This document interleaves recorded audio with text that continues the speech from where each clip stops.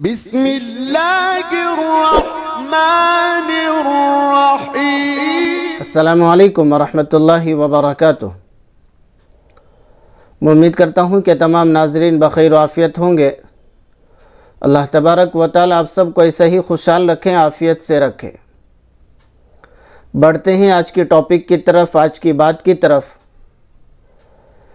आज भी मेहर फ़ातिमी से मुतालिक एक दो बातें आपसे अर्ज़ करनी है, तो मैं सामीन से और नाजरीन से गुजारिश करूँगा कि इससे पहला वीडियो जो मेहर फ़ातिमी और सुन्नती मेहर के नाम से अपलोड है, आप उसको पहले देखेंगे और आज का ये दूसरा पार्ट कह लीजिए या दूसरा हिस्सा, इसको बाद में सुनेंगे तो बात पूरी समझ में आएगी, वरना आपको पूरी बात समझ में नहीं आएगी। इसलिए गुजारिश आपसे ये है कि आप पहले पार्ट 1 देखें, मेहर फ़ातिमी और सुन्नती मेहर के नाम से वो अपलोड है।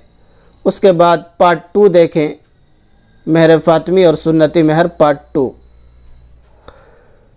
सामीन याद रखिए, उम्महातुल मुमिनीन में अज़वाज मुतहरात में से सबसे ज़्यादा मेहर किनका था, आज हम इस हदीस को समझेंगे और सुनेंगे। जैसा कि इससे पिछली वीडियो में आ चुका है कि नबी पाक सल्लल्लाहु अलैहि वसल्लम ने तमाम अज़वाज मुतहरात के लिए और बनाते ताहिरात के लिए 12 औक़िया मुतय्यन फरमाया, जिसका तकरीबन 1 किलो 531 ग्राम बनता था। तो सामीन, हम आपको समझना है कि उम्महात में से, हमारी माओं में से सबसे ज़्यादा मेहर किन का है। इस बारे में अबू दाऊद शरीफ की, मिशकात की और नसई की एक रिवायत आपके सामने है। हज़रत उम्मे हबीबा रज़ी अल्लाहु अन्हा ये फरमाती हैं, खुद ही बयान करती हैं कि मैं अपने शोहर के साथ हिजरत करके हबशा चली गई, तो वहाँ पर मेरे शोहर फौत हो गए, इंतकाल कर गए। यानी उबैदुल्लाह बिन जहश जो मेरे शोहर थे वो फौत हो गए, इंतकाल कर गए। उसके बाद नजाशी ने, वहाँ का जो हबशा का बादशाह था, उसने मेरा निकाह नबी पाक सल्लल्लाहु अलैहि वसल्लम से कराया, निकाह पढ़ाया, ख़ुद उसने मेहर मुतय्यन किया और उसी ने नबी करीम सल्लल्लाहु अलैहि वसल्लम की तरफ से मेहर की अदायगी की। वो मेहर 4000 दिरहम थे।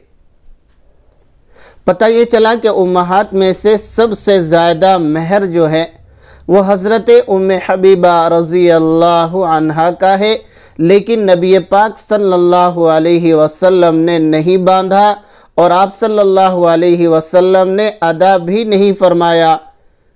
हबशा के बादशाह नजाशी ने अपनी तरफ से इसको बांधा, मुतय्यन किया और ख़ुद ही नबी करीम सल्लल्लाहु अलैहि वसल्लम के तरफ से उसकी अदायगी भी की।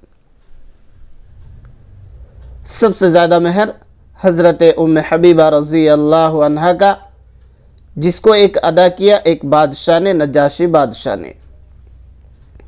दूसरी रिवायत सुनते हैं। सय्यदना हज़रत उमर बिन ख़त्ताब रज़ी अल्लाहु अन्हु फरमाते हैं कि याद रखो कि मेहर को ज़्यादा बढ़ाकर ना बांधा करो, ना मुतय्यन किया करो, इसलिए कि अगर ये दुनिया में इज़्ज़त की चीज़ और अल्लाह तबारक व तआला के नज़दीक तक़वे की चीज़ होती तो सबसे ज़्यादा मुस्तहिक़ नबी पाक सल्लल्लाहु अलैहि वसल्लम थे। लेकिन मैंने ऐसा नहीं देखा कि आप सल्लल्लाहु अलैहि वसल्लम ने किसी भी अज़वाज मुतहरात के लिए या बनाते ताहिरात के लिए, यानी कि बीवियों के लिए या बेटियों के लिए 12 औक़िया से ज़्यादा मेहर मुतय्यन किया हो, मैंने नहीं देखा। इसलिए तुम इसमें गुलू ना किया करो, ज़्यादा बढ़ा कर ना बांधा करो। सामीन, हम आपको समझने की ज़रूरत है कि हमारे यहाँ जो माहौल और माशरा बनता जा रहा है, लोग सिर्फ रजिस्टर में लिखाने के लिए, निकाही नामे में लिखाने के लिए कई कई लाख रुपए बांध देते हैं, ये सही नहीं है।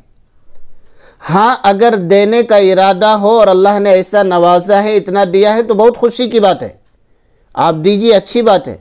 लेकिन सिर्फ निकाही रजिस्टर में, निकाह नामे में लिखने के लिए 7 लाख, 5 लाख, 10 लाख, 11 लाख, 9 लाख, इस तरह किससे बड़े बड़े रकम लिखा देना, फिर ना देना, ये बहुत बड़ी गलती है, गुनाह का काम है ये।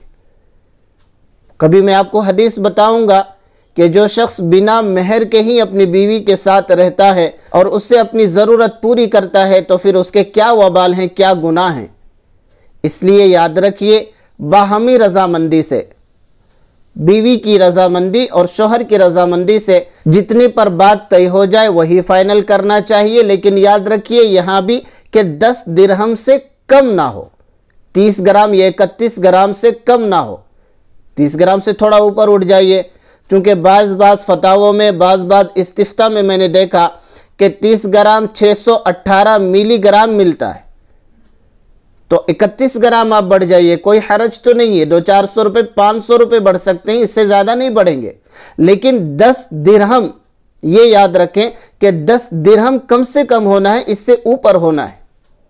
तो सिर्फ नामो नमूद के लिए निकाही नामे में ज़्यादा तादाद लिखा जाए, इसके लिए ऐसे कदम ना उठाएं, बेहतर नहीं है, अच्छा नहीं है। जो आपस में लेन देन कर सकते हैं, जिस पर शोहर वाले भी राज़ी हों और जिस पर बीवी वाले यानी लड़के वाले भी राज़ी हों, वो मामला तय कर लिया जाए, उतनी रकम तय कर लिया जाए, उतना फिक्स कर लिया जाए और वही अदा कर दिया जाए। मैं उम्मीद करता हूँ कि नाजरीन को ये तमाम बातें समझ में आई होंगी। अगर नहीं समझ में आई हैं तो दोबारा आपसे गुजारिश ये रहेगी कि आप दोबारा सवाल भेजिए, दोबारा पूछिए, नहीं तो कमेंट बॉक्स में जाकर कमेंट कीजिए। इंशाअल्लाह जहाँ तक हो सकेगा, बन पड़ेगा, मैं आपके सवाल के जवाब देने की कोशिश करूँगा। अल्लाह तबारक व तआला हम आपको हर काम नबी पाक सल्लल्लाहु अलैहि वसल्लम के तरीक़े पर करने की तौफ़ीक़ अता फ़रमाए। आमीन। अस्सलामु अलैकुम व रहमतुल्लाहि व बरकातुहू।